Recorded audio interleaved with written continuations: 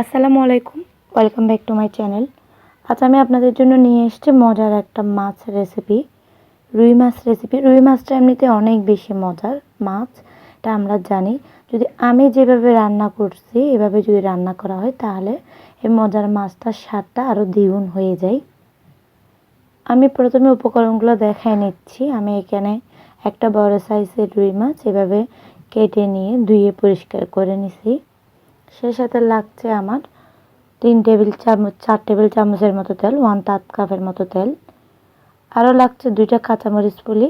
সেই সাথে লাগছে কিছু শুকনো মশলা, 2 চা চামচ লাল মরিচ গুঁড়া, 1 টেবিল চামচ ধনিয়া গুঁড়া, 1 চা চামচ হলুদ গুঁড়া। সেই সাথে আমি এখানে 2টা টমেটোকে কেটে স্লাইস করে নিয়ে নিছি 1/2 কাপের মতো পেঁয়াজ বাটা। আর লাগছে স্বাদ মতো ধনিয়া পাতা। আর যে রেডিমেড মশলাটা পাওয়া যায় মাছের মশলা, ওখান থেকে আমি নিয়ে নিলাম 2 টেবিল চামচ। লাগছে স্বাদ মতো লবণ। আমি প্রথমে একটা চুলায় দিয়ে দিলাম একটা ফ্যানটাতে আমি 1/3 কাপ মতো একটু তেল দিয়ে দিলাম। তেলটা দিয়ে দেওয়ার পরে তেলটা গরম হয়ে আসলে এতে দিয়ে দিলাম আমি পেঁয়াজ বাটাটা, যেটা আমি গ্রেট করে রাখছি ওটা। পেঁয়াজটা আমি নেড়ে চেড়ে 2 মিনিটের মতো একটু ভেজে নিচ্ছি। পেঁয়াজটা ভাজা হয়ে আসলে এতে আমি দিয়ে দিলাম টমেটো, যেটা কুচি কেটে রাখছিলাম ওটা। সেই সাথে দিয়ে দিলাম 2টা কাঁচামরিচ ফলি। এগুলো হালকা ভেজে একটু নরম হয়ে আসা পর্যন্ত আমি এগুলাকে একটু ভেজে নিচ্ছি। সেই সাথে দিয়ে দিলাম যে মাছের মশলা এবং লবণ আমরা রাখছিলাম, সেই সাথে অন্য শুকনো মশলা, মরিচ, ধনিয়ার গুঁড়া আছে, লাল মরিচের গুঁড়া, এগুলো দিয়ে আমি 1/2 কাপের মতো পানি দিয়ে মশলাটাকে ভালো মতো একটু নেড়ে চেড়ে একটু কষিয়ে নিচ্ছি ভালো করে। তেলটা উপরে আসা পর্যন্ত করে ভালো করে মশলাটাকে ভালো করে কষিয়ে নেব। এক্ষেত্রে মশলাটা একটু ভালো করে কষালে ফ্লেভারটা ভালোই আসে, মশলার ফ্লেভারটা।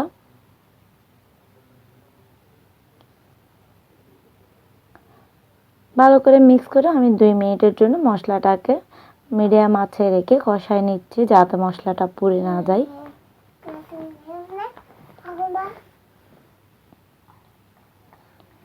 মশলাটা প্রায় কষানো হয়ে গেলে এরপর আমি এতে দিয়ে দিব যে মাছগুলো আমি ধুয়ে কেটে পরিষ্কার করে রাখছি, ওই মাছগুলা। দেখেন মশলাটা থেকে সম্পূর্ণ তেলটা উপরে উঠে এসছে। এরপর আমি দিয়ে দিচ্ছি মাছের পিসগুলো। একে একে সবগুলো মাছের পিস দিয়ে কাঁচা থাকা অবস্থায় আমি মাছগুলোকে একটু উল্টে চারপাশে মাছের গায়ে মশলাগুলো লাগাই নিচ্ছি। আমি চেষ্টা করছি মাছ রান্নাটা খুব সহজ করে দেখানোর জন্য। আর অবশ্যই এভাবে একবার হলেও ট্রাই করবেন বাসায়। আর আমার চ্যানেলটা যারা এখনও সাবস্ক্রাইব করেন নাই, প্লিজ সাবস্ক্রাইব করার অনুরোধ রইল। সেই সাথে অবশ্যই লাইক করতে ভুলবেন না, বেশি বেশি করে শেয়ার করবেন এবং কেমন লেগেছে আমাকে অবশ্যই কমেন্টস করে জানাবেন। আমি হালকা পানি দিয়ে এটাকে সিদ্ধ হতে দিয়ে দিলাম। মাছটা যখন এরকম একবারের মতো সিদ্ধ হয়ে উঠবে ভালো করে চারপাশ থেকে, এই ক্ষেত্রে অবশ্যই লবণটা চেক করে নিতে হবে পারফেক্ট হয়েছে কিনা। এরপর আমি মাছগুলোকে এভাবে করে তুলে নিচ্ছি একটা প্লেটে, একদম গরম গরম থাকা অবস্থায়। আমি মনে করি এভাবে করে হালকা রান্না করে যদি মাছটাকে নেওয়া হয় তাহলে মাছের ভিতরে পর্যন্ত মশলাটা ঢুকে, এবং এভাবেই আমি রান্না করি সব সময়। এরপর আমি মাছগুলোকে নিয়ে একটা ফ্যানে দিয়ে দিলাম অল্প তেলে। মাছগুলোকে হালকা এপিট ওপিট ভাজামি করে আমি ভেজে নিব। সবগুলো মাছ দিয়ে এপিট ওপিট ভাজামি করে একদম হালকা, দেখে হয়তো বুঝতে পারছেন মাছের কালারটা কতটুকু আসছে। এটা জাস্ট কাঁচা ভাবটা যাতে চলে যায় এরকম করে আমি জাস্ট ভেজে নিব। মাছগুলোকে আমি আবার 2 মিনিট পরে একটু উল্টে দিচ্ছি।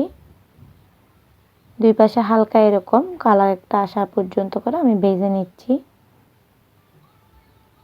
আমার 2 পাশে মাছগুলা ভাজা হয়ে গেছে। এরকম ভাজা দেখে তো বুঝতে পারছেন কালারটা কীরকম এসছে, একদম হালকা একটা কালার। এবং তেল থেকে নিয়ে আমি সাথে সাথে যে মাছের ঝোলটা ছিল আমাদের রান্না করা ঝোল, ওটাতে আমি মাছগুলোকে বসাই দিচ্ছি। মাছগুলো সবগুলো বসায় দেওয়ার পরে হাঁড়িটা আবার দিয়ে দিলাম চুলায়। রান্নাটা তো পুরোটাই হয়ে গেছে। এরপর আমি এখানে দিয়ে দিচ্ছি স্বাদ মতো ধনে পাতাটা দিয়ে মিডিয়াম আঁচে রেখে আমি 2-3 মিনিটের মতো দমে রেখে মাছটাকে আবার একটু সিদ্ধ করে নিচ্ছি। এতে পানিটা আরেকটু টেনে আসবে এবং মাছটার ভিতরে আরেকটু ফ্লেভারটা ঢুকবে, সব কিছুর ফ্লেভার। মাছটা আমার রান্না হয়ে গেছে, আমি একটু পরিবেশন করে দেখাচ্ছি। দেখলেন তো কত সহজভাবে আমি রেসিপিটা আপনাদের সাথে শেয়ার করছি। অবশ্যই বাসায় ট্রাই করবেন এবং ট্রাই করে কেমন লেগেছে, কেমন হয়েছে অবশ্যই আমাকে কমেন্টস করে জানাবেন। সবাই ভালো থাকবেন, আমার জন্য দোয়া করবেন, ভালো খাবেন। আল্লাহ হাফেজ।